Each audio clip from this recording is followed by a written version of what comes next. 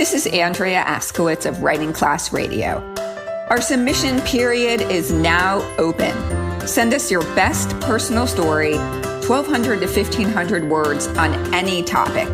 Please check our submission guidelines at writingclassradio.com. We pay. I'm Andrea Askowitz, and this is Writing Class Radio. You'll hear true personal stories and learn a little bit about how to write your own stories. And I'm Allison Langer. Together, we produce this podcast, which is equal parts heart and art. By heart, we mean the truth in a story. And by art, we mean the craft of writing. No matter what's going on in our lives, writing class is where we tell the truth. It's where we work out our shit. There's no place in the world like writing class. And we want to bring you in. And get this, we are Writing Class Radio International. Not only can you hear Writing Class Radio from anywhere in the world, but now we're recording from all over the world. Well, all over the world, sort of. Miami and Spain. So if you heard our last episode, you know that I moved to Madrid. So here I am recording from Madrid. And I'm still in Miami dealing with chemo brain, but busting through it. Today, I feel pretty good. I'm so proud of us. I really am. I'm so proud that we're still getting this thing going and getting it out there, and especially proud of you. I'm proud of you too. Just before we jump into the show, I just want to say thanks to everyone who reached out after our last episode. I'm going to get very emotional. All your love and support has really, really kept me going. So thank you so much. If you're new and you're just starting out with the show, sorry to bombard you with cancer this and cancer that. Listen to our last episode. It'll give you a little insight into what is going on for both Andrea and me. Episode 73, How to Write When Shit Gets Real. Pretty much laid it out there. So check it out. Our last episode, more than any other episode, really, made me feel like writing is a conversation. And that is how I think of writing. I mean, so many people reacted to our stories and told us their stories. Yeah. I just want to say sometimes we work with writers to, get them on the episode and their stories and stuff like that. And then, I don't know, everyone goes about their lives. We don't really know. We touch base. Yeah, that was great. This is great. But we actually heard back from many of our writers that have aired on our podcast and really told us how much we've touched them. And I was like, oh my God, we're actually doing something big. And I really did feel like we don't even know how much we're touching people, and without even trying, just doing what we do and doing what we love. And that's what makes this so cool. In class, we discourage people from giving feedback like, oh my God, that happened to me. Because that kind of feedback really doesn't help the writing. But in the real world, stories make us think of our own lives. And we want to know how our stories resonate with you and make you think of your own life. So if anything that you hear on our podcast inspires you to write your own story or makes you want to tell us how it moved you or how it reminded you of your life, please tell us on Facebook or Twitter or Instagram. We want to hear from you. You can find us on Facebook and Instagram at Writing Class Radio or on Twitter at WRTG Class Radio. Thank you. We really want to hear from you. Today in our show, we're talking about how to think like a writer. So a few years ago, I sat down with Dani Shapiro while we were at a writing conference together. I sat in on her class at the Miami Writers Institute, and she is the coolest. She's one of my favorite authors and teachers. She sort of is like a yogi. You'll hear it. You'll hear her voice. She's so smooth and mellow and beautiful and so smart. And she's just like, I can't say enough great shit about her. I love her so much. I know you love her. And now, so do I, because of this interview, the fact that she sat down with you. I mean, just what a nice person, but also because her recent memoir, she is the author of 5 memoirs, 5 novels. She's also a podcast host and an essay writer. And you're going to hear one of her essays in this episode, right? Yes. Anyway, Andrea and I both read Dani's new book, Inheritance, and I have given it to a bunch of friends. If you haven't read it, Inheritance, run out and buy it immediately. So tell us about inheritance. Okay, so a few years ago, while Dani was in her 50s, and I'm not giving anything away, I'm just going to tell you what it's about. Here's a woman in her 50s. She spits into one of those spittoons for genetics testing, and she finds out that her father is not her biological father. In the book, she makes tracking down her biological father a page-turning thriller. I mean, It's crazy. It's so compelling. Yeah. It's so well written. And we actually put it on our list of favorite books on our website. Yeah. It's really one of the best memoirs I've ever read. Dani's story is so compelling that now there's a podcast called Family Secrets where people actually call in and talk about their own family secrets. And she does interviews with all these interesting people who have family secrets. It's just awesome. And what we're going to do is put a link to our favorite independent bookstore, Books and Books, where you can buy Inheritance and do it. Buy it now. She's so good. So a few years ago, before Dani made the discovery about her DNA, Toby Ash, a former student, and I sat down with her, and we had such an awesome conversation that we're going to bring you today. Like, we didn't use it. It was 3 years ago. It was May 2016. I remember when you got it, and I was like, what are we going to do with this? It's really cool, but what? How, So when I listened to it back then, I thought, wow, this is so interesting and so good. But it felt to me so heavy on, like, geared towards writers. Yeah. And at that point, that was when we were just starting as a podcast. And at that point, I wasn't sure. Are we catering to writers or people who want to come to our podcast to hear stories? Yeah. And now listeners come to Writing Class Radio both to hear stories and because they want to learn how to write better. Yeah, but we were also just using students from our class. So we had a class, and now we use both students in our class and we allow people to submit their stories. So we've evolved enormously as a podcast. And now I think this interview that I did with Dani is so perfect. I can't wait for you guys to hear it. Oh, also stay tuned. So you're going to hear this interview. And then we asked her, because she's not generous enough, we asked her last week to record an essay that she wrote that she refers to in the interview. She mentions it. It's called The Me My Child Mustn't Know. That was published in the New York Times Book Review. And you're going to hear that after the interview. Here's our conversation. So I'm sitting with Toby Ash, one of our students. We're both taking a class with Dani Shapiro. We're at the Writers Institute at Miami-Dade. And thank you for giving us a few minutes. And so you told us yesterday that your first 3 novels were sort of a rehashing of a major big bad event that happened in your life. And that you kept coming back to that. Oh, absolutely. But to begin with, it wasn't that I was writing the same event over and over. It was a little more disguised than that. In my first book, it was a car accident, which was the actual real-life event. It was a car accident that killed my father and injured my mother. In my second book, I had a character who was attacked brutally in a hate crime in Central Park.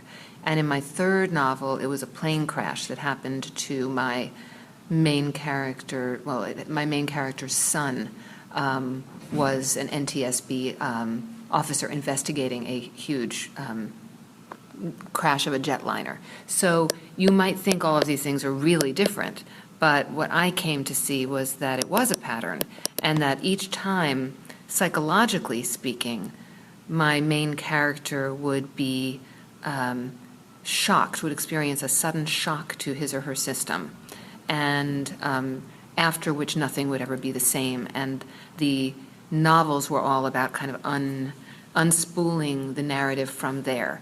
And at some point, I realized that I was being haunted by that original material. And when I wrote my memoir, Slow Motion, it was with the hope that it would have a curative effect on that repetition in a way. I felt like I wasn't in control of my fiction to the degree that fiction writers ever are in control at all. I wasn't.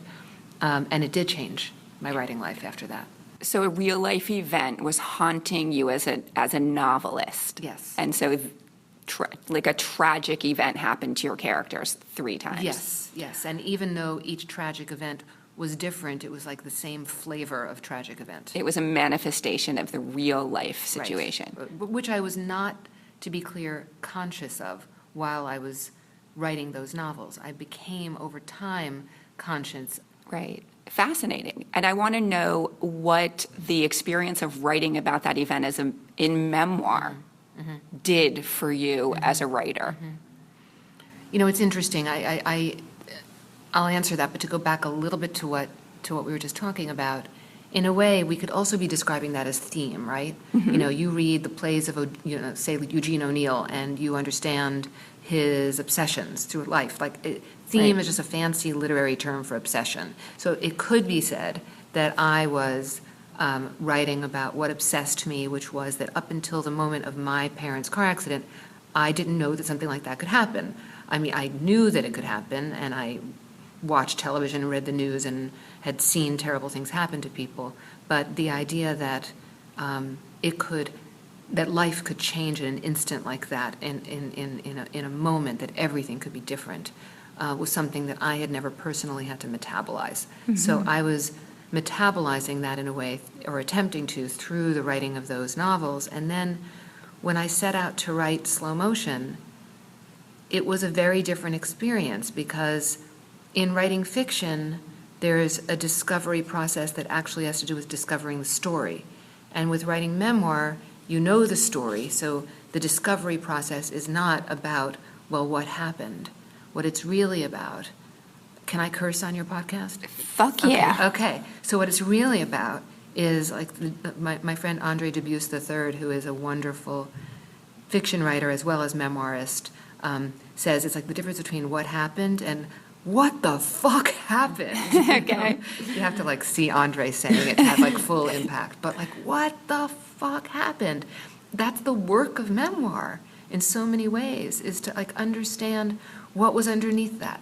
What were all the tentacles emanating from that. And so, yeah, it was a very, very different process, and one that I did feel in many ways, to the degree that we ever stop being haunted by what haunts us, that in terms of my literary life, in terms of my life as a writer, I was finished with that as a story that I needed to tell.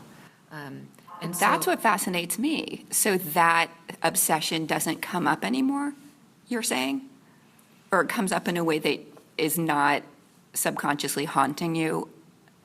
Because I feel like writers recycle themes forever. Yeah, and probably in some way or another that theme continues to play, but it plays in a different key. Okay. It's maybe not the most dominant, or perhaps it's morphed in certain ways so that I'm more able to use it creatively.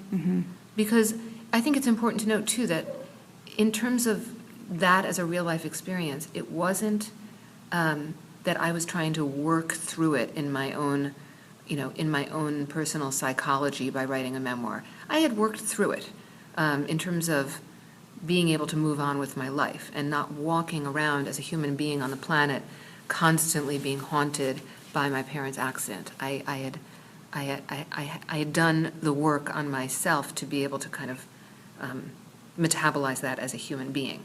But as a writer, it's what kept on emerging because it was so embedded in both my memory and in my imagination. So can you answer the what the fuck happened?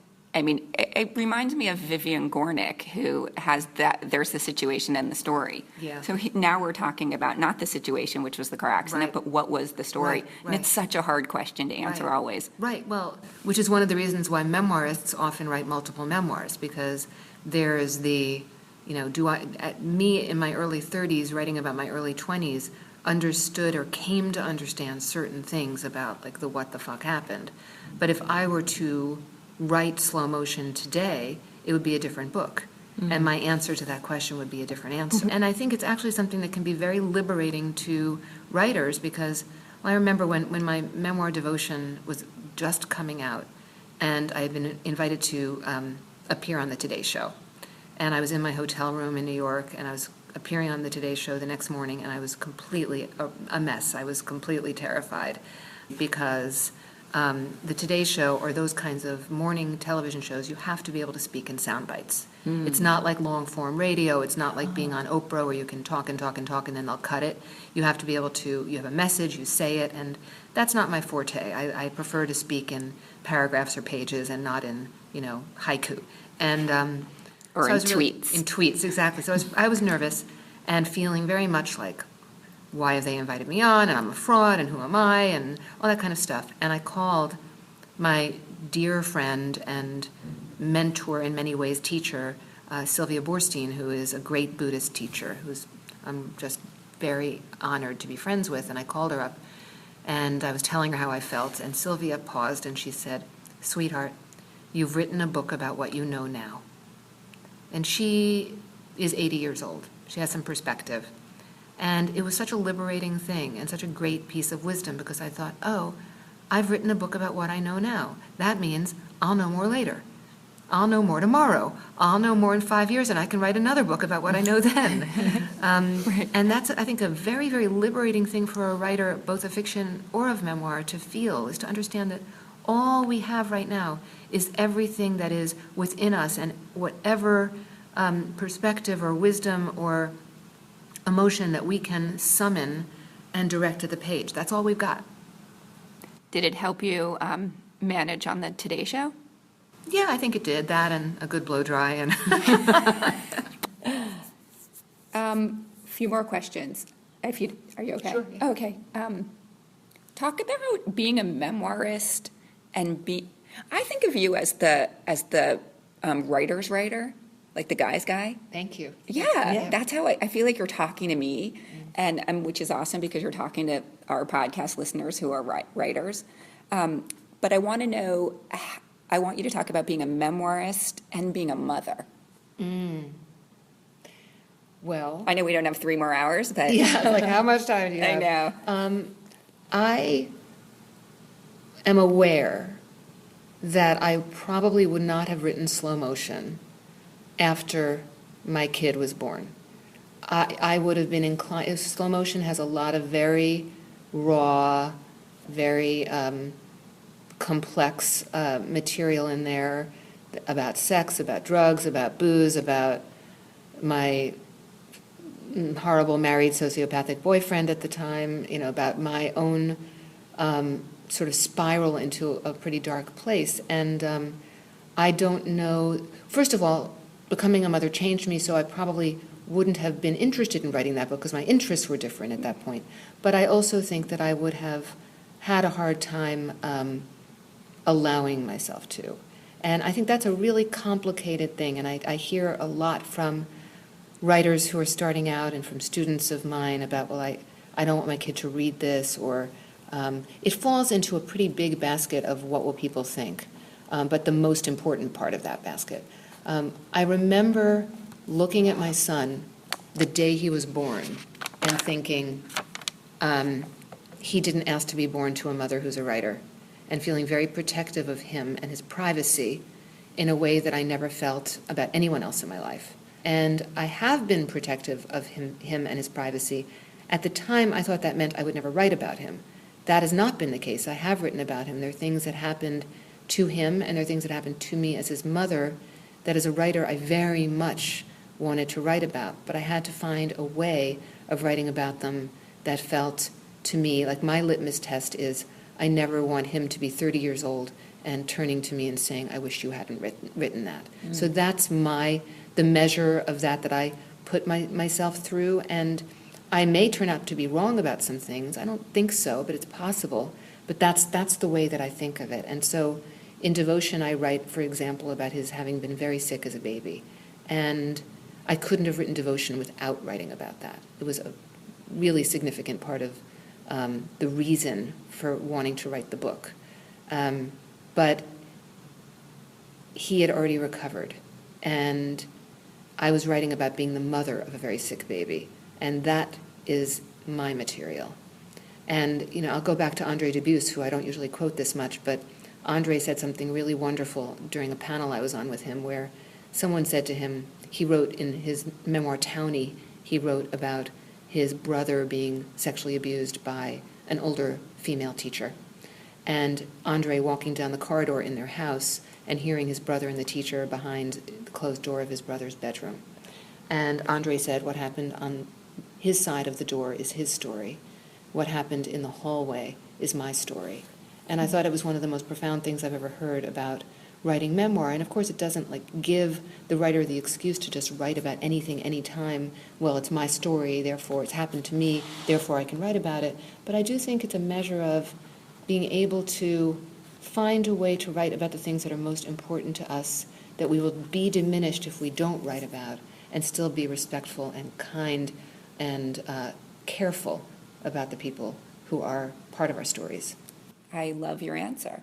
Thank you. It's complicated. Yes. There's not one answer. No, and it continues to be complicated. Mm-hmm. It's not something a writer sort of checks a box on and then never revisits. It's something that has to be revisited over the course of a writing life. Yep. So my last question is, and I'm getting both of these questions from the New York Times piece that I read about your question about asking your son, thinking about him not wanting to come back to you and say, why did you write about that? But this is about thinking like a writer. So you talk a lot about thinking like a writer. What does that mean? Well, it means so many things. Are you talking about the New York Times piece where a part of slow motion was on This American Life? Yes. Okay. Yeah. Yeah. So basically, I'm asking you about the glimmer moment, though. That was a weird way to get to it. It's a good question. There's so many ways in which thinking about a writer, thinking like a writer, I don't know how else to think, because I think that's just the way that I think is as a writer. But what you're referring to is a moment where I had protected my son from hearing this thing on the radio, something that I had written many years before that was being rebroadcast on the radio, and I protected him from hearing it that day. And then as I was sitting there listening to it on the radio when he wasn't in the car and listening to him, I was waiting for him at his piano lesson, and I was listening to the sounds of him playing piano, drifting through my car window, and I was listening to myself as a younger woman reading a passage about myself as an even younger woman, as I'm a mother sitting in a car listening to my son play the piano, and the thought that I had was, I'm going to write about this one day. And sure enough, I did pretty soon thereafter, and I wrote an essay for the New York Times Book Review, which almost virtually ensured that my son would end up knowing, especially because the New York Times Book Review titled it, "The Me My Child Mustn't Know." Right, right. And it took him a little while to actually, to stumble upon it, but of course he was going to stumble upon it. Yet that moment was so dimensional and rich and resonant for me that there was just no way that I wasn't going to write about it. And meanwhile, of course, my son was going to eventually know about and read my memoir, Slow Motion. I wasn't going to be able to protect him from that. So there wasn't really any feeling that I had of, I'm not going to do this because it's not right. But it's that moment, Joan Didion describes it as the shimmer around the edges of things, where you just know this is something that I need to write about. I never take notes in those moments. It's like I file them away. I just know that's something that is somehow in the treasure chest, and I don't know when it will emerge. It feels to me like there's two different kinds of moments, like the ones that hit you that you're thinking, what was that? And you don't know, and then you write about them to figure out what was that. Yes. Right? Like, what the fuck was that about? Yes. That's different. And it's a great distinction. There's one that's really about almost an image or like a very crystalline, clear moment, and those are the ones that go into the treasure chest. And then the ones that have to do with trying to understand something, the writing through it, the following the line of words in an attempt to understand and make meaning out of it, that's not so much the shimmer. That's more like the getting inside of the psychology of the emotional truth of the moment, writing into it to find out what it is. Right. So, okay, so those are two distinct moments. I think they're different, and I think for me they are, and I think that they have different qualities. One is really like just this irrefutable, like it just arrives with a sense of, it's almost like it's already a painting, or it's so already... you're right. You already knew what that story was about, Yes. in a way, Yes. when you were listening to This American Life and listening to I your knew son that play. it was all those layers in time, Uh-huh. and that I just needed to tell the story. Okay. There wasn't that much discovery in the writing of the essay. It's like it came complete. That never happens to me. Though the other moments do. Sometimes a moment happens and I'm thinking, what? Why did that? What does that mean?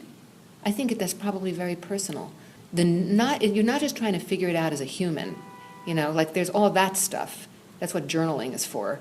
It's that you need to figure it out as a writer, that there's something about the process of setting pen to paper about this that has to do with finding the shape inside of it. And that's different than figuring it out as a human? Because wouldn't you say as... Or perhaps we're reverse engineering this. I mean, maybe really writers are people who need to figure things out as humans in that way by writing.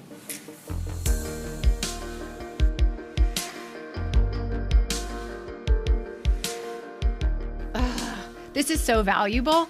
Honestly, ever since I've heard it, I've been like jazzed. She's a gift to writers. No, but yes, she is. And to me specifically, because this is all about me and I'm the most important person here. Okay, let's talk about you. Yeah.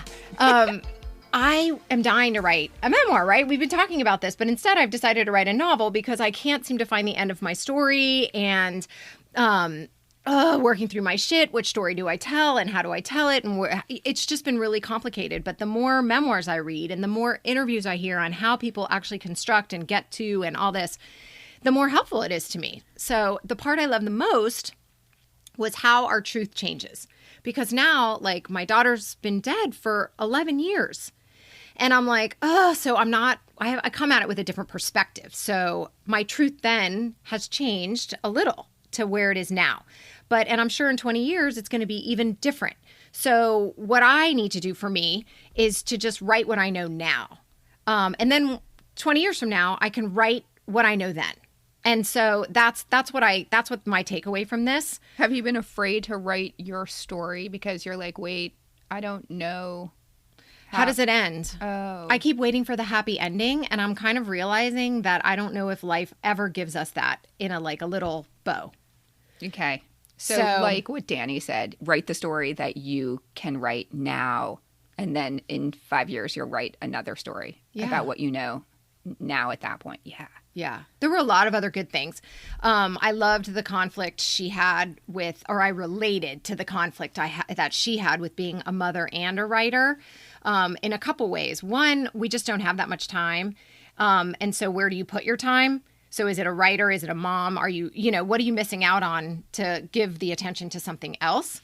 So that's one thing. And also not revealing stuff about other people. So I know that my daughter's sensitive to certain issues, my son, and I've written about some things, but then some things I just kind of, I better not, I don't know. I don't know how to write about that stuff.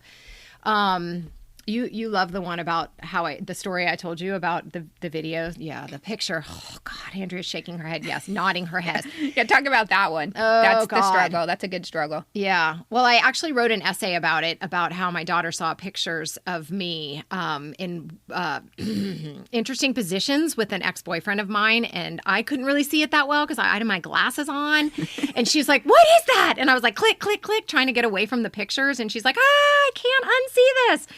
And it was like, how do I tell that story from my perspective, But anyway. And the question is, do you or don't you tell that story? Right. Because that's partly your daughter's story. When people are worried about revealing things about other people in their lives, I think it's most difficult when it's about our children. Yeah. All right. That's enough about us. When we come back, you'll hear Dani read her story. Back after the break. For anyone interested in improving your writing, First Draft, Weekly's writers group, is for you. It's Tuesdays, 12 to 1 Eastern time. It's a community. We come together to write for 30 minutes, share what we wrote, get feedback, and leave inspired. First session, always free. Otherwise, $35 a month. That gives you 8 full sessions a month. If you are interested in joining First Draft, jump on Patreon/Writing Class Radio. A famous writer called Alison Langer once said, "You'll never know how great your writing is unless you share it at First Draft." I love when you quote me. We're back. This is Allison Langer, and up next we have the story Dani Shapiro mentioned in the interview you just heard. And this is, again, the story that was published in the New York Times Book Review in 2013. The essay is called The Me My Child Mustn't Know.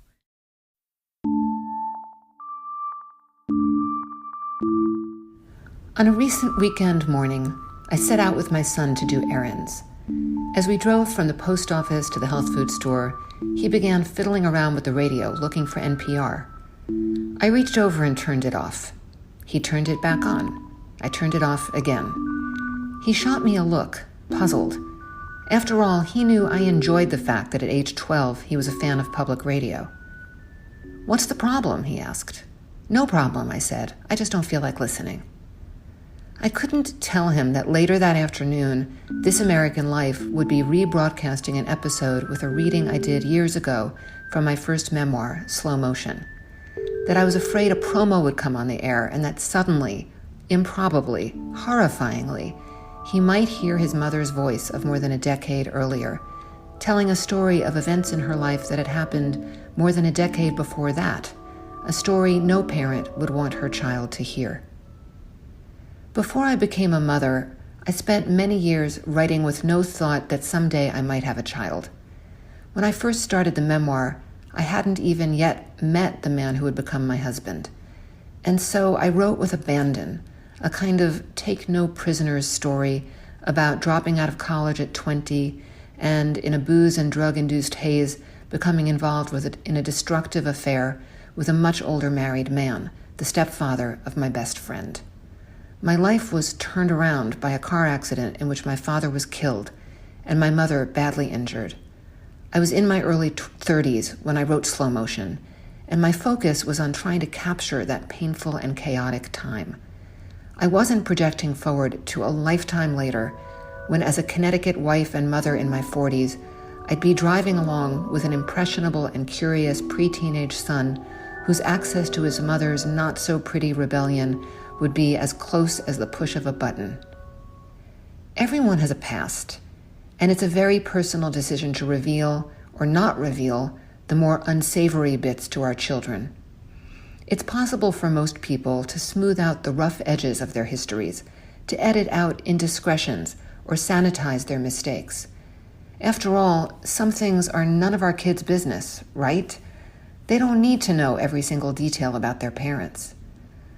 On the day our son was born, a friend with teenagers gave my husband the following piece of advice. If he ever asks you if you did drugs, lie. But for memoirists, the stories we've told of our lives are set in stone.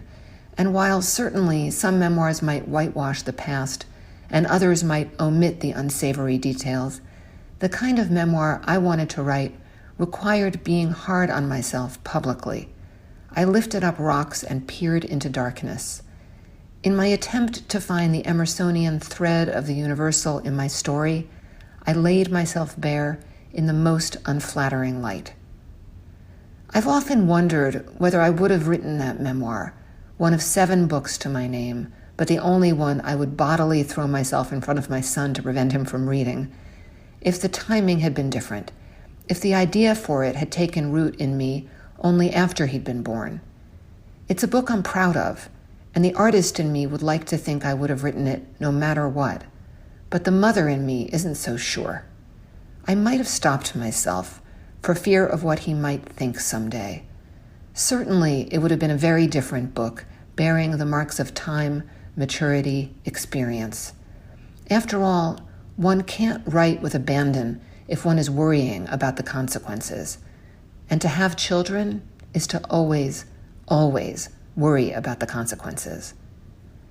From the time my son was an infant, I became aware that he hadn't asked for a mother who's a writer. Up until then, the people in my life, parents, aunts, uncles, cousins, boyfriends, friends, had felt like fair game. If I was going to be hardest on myself, well, they were grown-ups, they could handle it. But if I was going to write about my son, I was going to have to be very, very careful. And as any writer will tell you, careful has no place in making art. My atavistic desire to protect my child, against myself, was at odds with my creative desire to write from an internal landscape that now included him, one which had been forever altered by his birth. Every memoirist makes her own set of rules to write and to live by, and in these 12 years, the strictest rule to which I have adhered has been this. Before I've written anything about my son, I've asked myself whether I could imagine him turning to me someday and saying, "I wish you hadn't told that story about me." But of course, the boy I know today has not yet grown into the man he will someday become. Right now, he likes the fact that he sometimes appears in my work. He's read my most recent memoir, Devotion, though in truth, I think he skimmed it for his own name. He thinks it's cool when I mention him in an interview. He would enjoy being written about in this essay, though I have no intention of showing it to him. But he may not always feel this way, and so I can't possibly know. All I can do is try to protect his privacy while not censoring myself to the point of muteness. Certainly, I can imagine him saying, "I wish you hadn't told that story about yourself." But as a writer, my inner life is my only instrument. I understand the world only by my attempts to shape my experience on the page. Then and only then do I know what I think, feel, believe. Without these attempts, the word essay derives from attempt, I am lost. Later that day, I drove my son to his piano lesson, and as I sat waiting in the driveway of his teacher's house, I tuned into this American life. I leaned back in the driver's seat and listened to my younger self quietly, forcefully reading her sad, painful story. In the distance, through an open window, the sound of my son playing the opening strains of Für Elise. It was a strange and powerful moment, one in which I felt my past and present fall one on top of the other to form something like a complete picture. I closed my eyes and choked back tears, and I thought what I always think in such a moment. I'll have to write about this.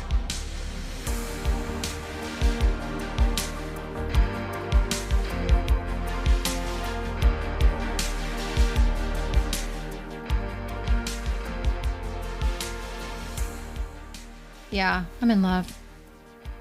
Thank you, Dani Shapiro, for sharing your time and your story with us.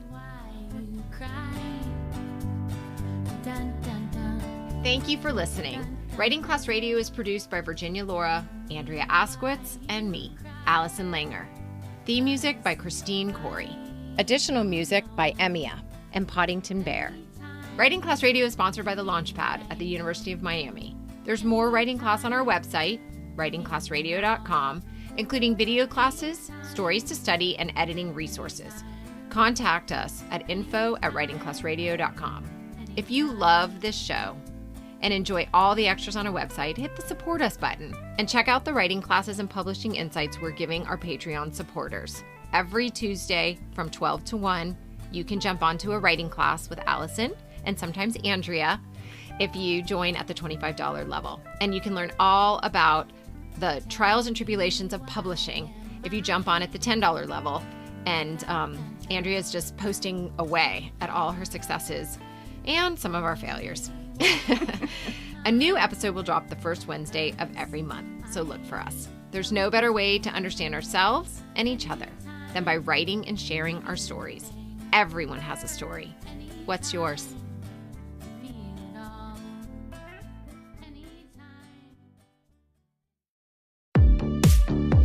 Hi, I'm Michelle Davis, host of Maverick Makers. Every week, I'm meeting entrepreneurs and intrapreneurs who are making it happen. These bold thinkers are taking big risks, are trailblazing the way in their industries and lives, and are changing how things are done or made.